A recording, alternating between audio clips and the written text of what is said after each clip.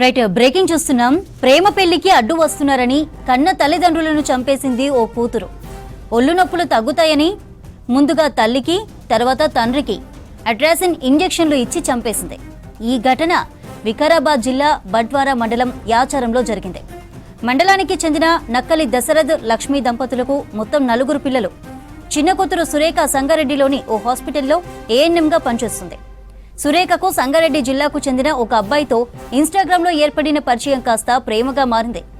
అబ్బాయి చిన్న కులం కావడంతో ఇద్దరి పెళ్లికి ఒప్పుకోవడం లేదు అమ్మాయి తరపు తల్లిదండ్రులు.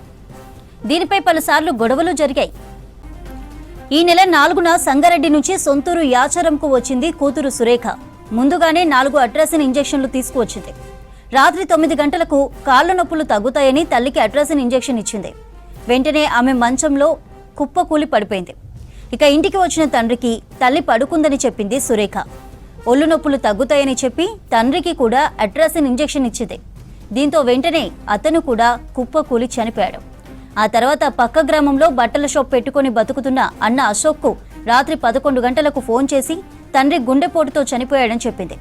తల్లి కూడా చనిపోవడంతో అనుమానం వచ్చిన పోలీసులు విచారించగా కూతురే చంపినట్లుగా తేలింది.